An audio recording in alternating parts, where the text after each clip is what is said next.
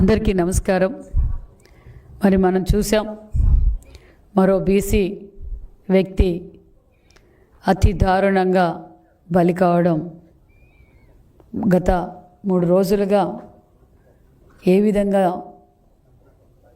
జరుగుతూ ఉందో మనం చూసాం. మరి పెద్ద దస్తగిరి జగన్మోహన్ రెడ్డి గారి అనుచరుడు, జగన్మోహన్ రెడ్డి గారి బినామీ, నమ్మిన వారినే బలి తీసుకోవడంలో జగన్మోహన్ రెడ్డి గారి పాత్రే ప్రథమ ప్రార్థన కూడా మీకు తెలియజేస్తున్నాం. ఎందుకంటే మరి ఈ పెద్ద దస్తగిరి ఒక బీసీ సామాజిక వర్గానికి చెందిన వ్యక్తి. అతనితో ఏమేమి అరాచకాలు చేయించాలో అన్ని అరాచకాలు చేయించారు. ప్రభుత్వ భూములు కూడా కబ్జా చేశారు. అదే ప్రభుత్వ భూమిలో మరి అందరికీ తెలిసిన విషయమే, కడప జిల్లాలో ఎవరు అడిగినా మరి అందరికీ తెలుసు. మరి పెద్ద దస్తగిరి నిన్నటి రోజున జగన్మోహన్ రెడ్డి పదవి కోసం, ఆయన అక్రమ ఆస్తుల కోసం ఎవరినైనా బలి తీసుకుంటాడనే విషయం మనందరికీ తెలుసు. గతంలో తండ్రి శవం పెట్టుకొని శవ రాజకీయాల కుర్చీ కోసం సంతకాలు పెట్టించుకున్న వ్యక్తి. మరి ఎలక్షన్లో తాను ముఖ్యమంత్రి కావాలి, గత్యంతరం లేదు అని చెప్పి సొంత బాబాయిని గొడ్డలతో రపర్రపా నరకటం, మరి ఆ గొడ్డల పోటుని గుండుపోటుగా చిత్రీకరించటం. అదేవిధంగా మరి మన డ్రైవర్ సుబ్రహ్మణ్యం ఎమ్మెల్సీ డ్రైవర్ ఒక దళిత బిడ్డని ఏ విధంగా డోర్ డెలివరీ చేశాడో చూసాం. అంతేకాకుండా మరి మరో బీసీ బిడ్డ అమర్నాథ్ గౌడ్, ఇలాంటి బీసీ బిడ్డలు, దళిత బిడ్డలు, మరి దళితులు ఏ విధంగా బలైపోయారో చేసాం. ఆయన కారు కిందే మరి సింగయ్య, దళిత వ్యక్తి సింగయ్య ఏ విధంగా బలైపోయాడో మనం చూసాం. మరొక బీసీ వ్యక్తి మరి దస్తగిరి మరి కుర్చీ కోసం, అధికారం కోసం దౌర్జన్యాలు చేయటం, వారిని రెచ్చగొట్టి తప్పుడు మీద తప్పులు చేయిస్తూ ఈరోజు మరో దస్తగిరి బలైపోయాడన్న విషయం మీకు అందరికీ తెలియజేస్తున్నాం. మరి ఇదే దస్తగిరి మరి ప్రభుత్వ భూములు అక్రమంగా దోచుకొని లేఅవుట్లేసి అదే జగన్ రెడ్డి మేనమామకు కూడా గిఫ్ట్ ఇవ్వటం, ఇదే ప్యాలెస్ కట్టి అన్ని సదుపాయాలతో అతి పెద్ద ప్యాలెస్ మరి అదే వెంచర్లోనే మరి వాళ్ళు జగన్మోహన్ రెడ్డి గారి మేనమామకు గిఫ్ట్గా ఇచ్చారన్న విషయం కూడా మీకు తెలియజేస్తున్నాం. మేము తెలియజేసేది ఒక్కటే, శివుని ఆజ్ఞ లేనిదే చీము కూడా కుట్టదనేది ఒక సామెత ఉంటుంది. తాడేపల్లి ప్యాలెస్ నుంచి ఏదైతే ఆదేశిస్తే దాని ప్రకారమే ఈ మర్డర్ జరిగింది. జగన్మోహన్ రెడ్డి గారి ఆదేశాల మేరకే మరి దస్తగిరి బలైపోయాడు. నేను తెలియజేసేది ఒక్కటే, ఇందులో ఇంకా చాలా పెద్దవాళ్ళు ఉన్నారు, వారిని కూడా వదిలే ప్రసక్తే లేదన్న విషయం కూడా మీకు అందరికీ తెలియజేస్తున్నాం. ఎందుకంటే బాబాయ్ వివేకానంద కావచ్చు, దస్తగిరి హత్య కేసు కావచ్చు, దళిత డ్రైవర్ సుబ్రహ్మణ్యం హత్య కేసు కావచ్చు, ఇలా చాలామంది బలైపోతున్నారు. జగన్మోహన్ రెడ్డి గారికి కనిపించేది ఒక్కటే, కుర్చీ దోచుకోవడం, దాచుకోవడం, అవసరమైతే రపర్రపా నరకటం.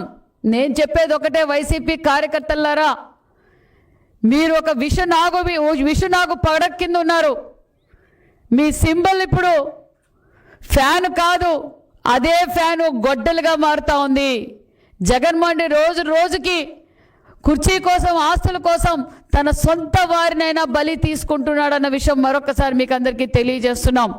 అంతేకాదు మరి ఈ హత్య జరిగిన తర్వాత మరి వారింట్లో మరి అధికారులు పరిశీలిస్తే ఎన్ని వందల కోట్ల అక్రమ ఆస్తులు దొరికాయో మనందరం చూసాం. మరి సుమారుగా ఇది ఇంకా 100 కోట్ల దాకా మరి ఆస్తులు కూడా దొరికాయి. ఆ ఆస్తులు కూడా ఎవరు అనేది ప్రత్యక్షంగా మరి అందరికీ చూపించాం. మేము తెలియజేసేది ఒక్కటే, ఖచ్చితంగా చట్టం తన పని చేస్తుంది. అసలు దస్తగిరి వివేకానందరెడ్డి హత్య కేసులో కూడా చాలా ముఖ్యమైన వ్యక్తి అన్న విషయం కూడా తెలియజేస్తూ మరి నేను తెలియజేసేది ఒకటే, మరి ఈరోజు హత్యకు గురైన దస్తగిరి భార్య రమణమ్మ కూడా చాలా బాధపడుతూ ఉంది. మేము ఎంతో నమ్మకంతో జగన్మోహన్ రెడ్డి గారు ఏం పని చేయమంటే, ఏం అరాచకం చేయమంటే అరాచకం చేశాం. లాస్ట్కి జగన్మోహన్ రెడ్డి గారికి మేము దోచిపెడితే ఆ జగన్మోహన్ రెడ్డి నా భర్త శవాన్ని నాకు గిఫ్ట్గా పంపించాడు. ఇలాంటి నీచుడా ఈ జగన్మోహన్ రెడ్డి గారని ఆమె ఈరోజు ఏ విధంగా బాధపడుతుందో మనం చూసాం. మహిళలు పసుపు కుంకాలతో ఆడుకోవడం మీకు అలవాటే జగన్మోహన్ రెడ్డి గారు. ఎందుకంటే గతంలో సౌభాగ్యమ్మ, మీ పిన్నమ్మ సౌభాగ్యమ్మ గారి సౌభాగ్యాన్ని తీసేశారు. ఈరోజు పెద్ద దస్తగిరి భార్య సౌభాగ్యాన్ని తీసేశారు. మరి ఇలా మహిళ జీవితాలతో ఆడుకుంటున్నారు జగన్మోహన్ రెడ్డి గారు. మేం తెలియజేసేది ఒకటే, ఖచ్చితంగా ప్రజలందరూ చూస్తున్నారు. మీ సైకో ఆలోచనలు మానేయాలి. సైకో ఆలోచనలు మానేస్తే మీరు, మీ కుటుంబ సభ్యులు, మీరు ఏదైతే దోచుకున్నారో మీరు ఖచ్చితంగా ప్రజలకు జవాబుదారీ. ప్రభుత్వం ఖచ్చితంగా కఠినమైన చర్యలు తీసుకుంటుందన్న విషయం కూడా మీకు అందరికీ తెలియజేస్తూ, మరి మేము తెలియజేసేది ఒకటే, మరి జగన్మోహన్ రెడ్డి గారు మామూలుగానే ప్రాంతాల మధ్య, కులాల మధ్య శవ రాజకీయాలు చేస్తూ ఉంటారు. గతంలో మనం చూసాం శవరాజకీయాలు ఆయన చూడడం. ఆ శవరాజకీయాలు చేయడానికి వచ్చినప్పుడు వారి కారు కిందే సింగయ్య చనిపోవడం మనం అందరం చూసాం.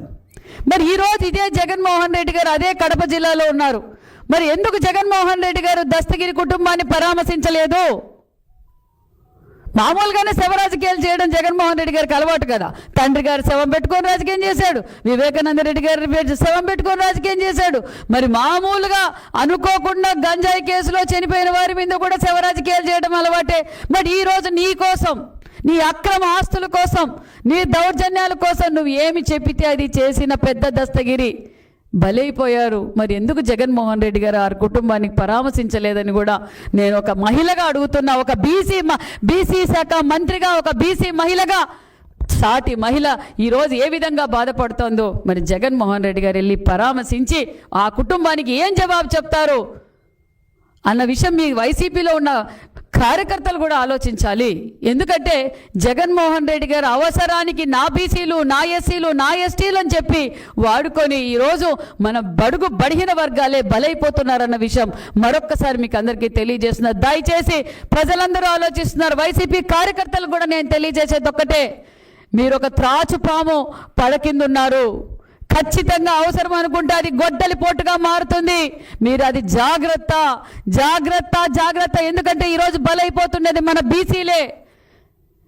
మరి ఈరోజు అన్ని విధాలుగా బీసీలు బలైపోతున్నారు. వైసీపీ పార్టీ అధికారం వచ్చినప్పటి నుంచి మరి ఇప్పుడు కూడా మరి పెద్ద దస్తగిరి ఒక బీసీ. ఇలా బీసీల్ని ఏ విధంగా హతమారుస్తున్నారో వైసీపీ పార్టీ నాయకులు, బడా నాయకులు ఉన్నారు దీంట్లో.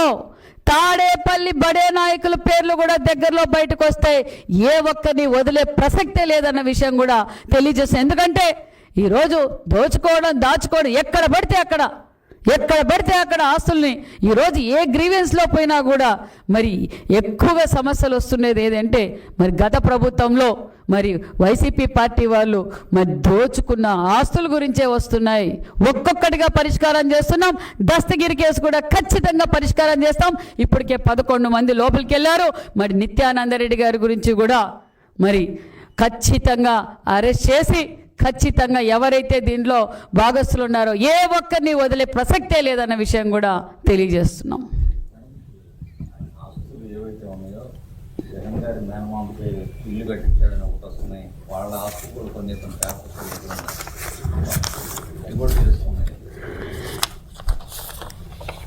దస్తగిరి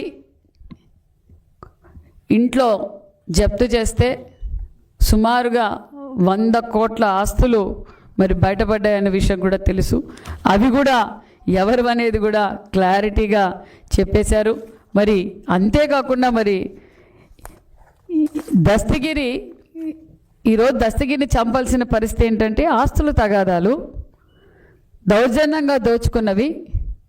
అదే దస్తగిరి ఒక లేఅవుట్ కూడా ప్రభుత్వం స్థలం, అది ఆ ప్రభుత్వ స్థలము కబ్జా చేసి ఆ స్థలంలో లేఅవుట్లు వేసి అమ్మేశాడు. ఆ అమ్మేసిన దాంట్లో ఆ లేఅవుట్లోనే మరి మీ మేనమామకి, జగన్మోహన్ రెడ్డి గారి మేనమామకు ఒక పెద్ద ప్యాలెస్ కూడా కట్టించాడు. ఇలా ఇంకా బయటపడాల్సినవి చాలా ఉన్నాయి. ఒక్కొక్కటిగా బయటికి తీస్తున్నామన్న విషయం కూడా తెలియజేస్తూ, ఖచ్చితంగా దస్తగిరి మరణానికి కారులైన ప్రతి ఒక్కరిని వదిలే ప్రసక్తే లేదన్న విషయం కూడా తెలియజేస్తున్నాం.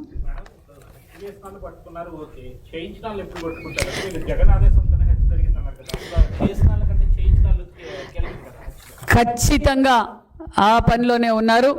ఖచ్చితంగా అవి కూడా ఎవరు తెర వెనుకున్నారు అనేది ప్రజలందరికీ తెలుసు. ఖచ్చితంగా దాన్ని కూడా వాళ్ళని కూడా పట్టుకుంటాం.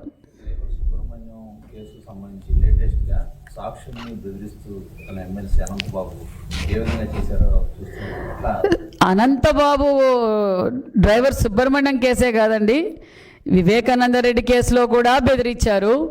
అవసరం అనుకుంటే రపరప నరుకుతామని కూడా బెదిరించారు, రపరప నరుకుతారు కూడా.